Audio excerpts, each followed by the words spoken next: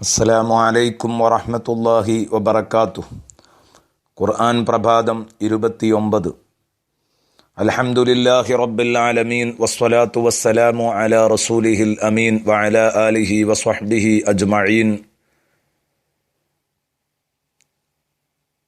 ബിസ്മില്ലാഹിർ റഹ്മാനിർ റഹീം. തബ്ബത് യദാ അബീ ലഹബിൻ വതബ് മാ അഗ്നാ അൻഹു മാലുഹു വമാ കസബ്. സ്വദഖല്ലാഹു മൗലാനൽ അദീം.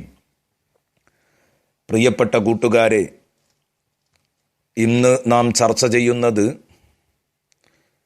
സൂറത്തുൽ മസദിലെ ആദ്യത്തെ 2 വചനങ്ങളാണ്. അതായത് സയ്യിദുന മുഹമ്മദുർ റസൂലുള്ളാഹി സ്വല്ലല്ലാഹു അലൈഹി വസല്ലമ തങ്ങളെ നിരന്തരമായി പീഡിപ്പിച്ചുകൊണ്ടിരുന്ന അവിടുത്തെ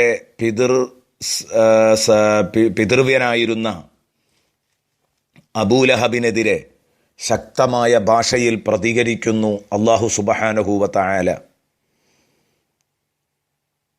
അതിൻ്റെ ശക്തിയിലേക്ക് സൂചിപ്പിക്കുന്ന ചില കാര്യങ്ങൾ, അള്ളാഹുവിൻ്റെ ഇടപെടലിൻ്റെ ഗൗരവത്തെക്കുറിച്ച് ഇന്നലെ നാം സൂചിപ്പിക്കുകയുണ്ടായി. ഏതാവട്ടെ, തബ്ബത് യദാ അബീ ലഹബിൻ വതബ്, അബൂലഹബിൻ്റെ 2 കൈകളും നശിക്കട്ടെ, അല്ല അവൻ തന്നെ നശിച്ചു പോവട്ടെ.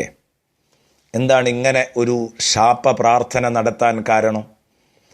വിശുദ്ധ ഖുർആൻ എത്രയോ പോക്കിരികളുടെ നാമങ്ങൾ എടുത്തു പറഞ്ഞിട്ടില്ല.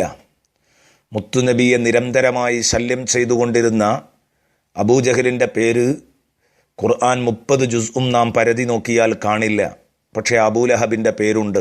അതിൻ്റെ കാരണം എന്താണ്? അബൂലഹബ് ഉപ്പയുടെ സ്ഥാനത്ത് നിന്ന് തിരുനബിയെ പിന്തുണക്കേണ്ട ആള് ഒരുപാട് ഉപദ്രവിച്ചു എന്നതാണ് അതിൻ്റെ കാരണം. ഒരാളുടെ പ്രസ്ഥാനത്തിൻ്റെ വളർച്ചയ്ക്ക് ഏറ്റവും കൂടുതൽ തടസ്സമാകുക പുറത്തുള്ളവർ വിമർശിക്കുമ്പോഴല്ല, അദ്ദേഹത്തിൻ്റെ സ്വന്തം പിതാവോ ജ്യേഷ്ഠനോ അനുജനോ ഇറങ്ങി വന്നുകൊണ്ട് പറയുന്നു, ഇവൻ പറയുന്ന വിടുവായുത്തങ്ങൾ നിങ്ങൾ കേൾക്കരുത്, കാരണം ഇവൻ മാനസിക രോഗിയാണ്. കൂടെ കിടക്കുന്നവനെ രാപ്പനി അറിയൂ എന്നൊക്കെ പറഞ്ഞ് ഈ ആളുടെ മുഴുവൻ നിലവാരവും തകർക്കണമെന്ന് കരുതിയാൽ അത് വല്ലാതെ ബാധിക്കും സമൂഹത്തിൽ എന്നുള്ള കാര്യം ഉറപ്പാണ്. അതുകൊണ്ടാണ് റബീഅത്ത് റളിയല്ലാഹു അൻഹു പറയുന്നത് കാണാം, ജാഹിലിയ കാലത്ത്, ഇസ്ലാമിൻ്റെ തുടക്ക കാലഘട്ടത്തിൽ ഞാൻ എൻ്റെ ഉപ്പ അബ്ബാദിൻ്റെ കൂടെ ഞാൻ പുറത്തുകൂടെ സഞ്ചരിക്കുമ്പോൾ കണ്ട കാഴ്ച, സയ്യിദുന മുഹമ്മദുർ റസൂലുള്ളാഹി, അന്ന് നബിതങ്ങളാണെന്ന് എനിക്കറിയില്ല, അദ്ദേഹം പ്രതികരിക്കുന്നത് നല്ല ഒരു യുവകോമളൻ, നല്ല സുന്ദരനായ ഒരു മനുഷ്യൻ, അത് റസൂലുള്ളാഹിയാണ് എന്ന് പിന്നീട് തിരിച്ചറിയുകയാണ്.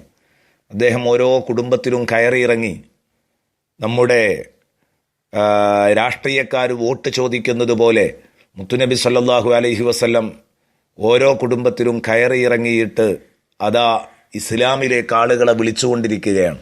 അപ്പോൾ അയാളുടെ തൊട്ടു പിറകിൽ തന്നെ നല്ല സുന്ദരനായ ഒരു മനുഷ്യൻ നടന്നു വരുന്നു. കാണാൻ നല്ല അഴകുണ്ട്.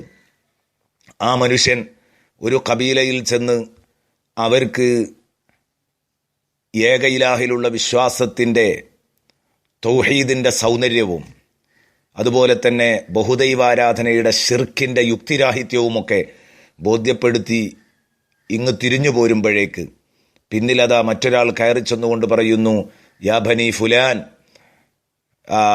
കുടുംബമേ, നിങ്ങളെ എൻ്റെ സഹോദരപുത്രൻ എന്തൊക്കെയോ പറഞ്ഞ് പറ്റിക്കാൻ ശ്രമിക്കുകയാണ്, നിങ്ങളതിൽ കുടുങ്ങിപ്പോകരുത്. ലാത്തയെയും ഉസ്സയെയും മനാത്തയെയും ഒക്കെ അതിസമർത്ഥമായി നിങ്ങളിൽ നിന്ന് ഊരിക്കളഞ്ഞു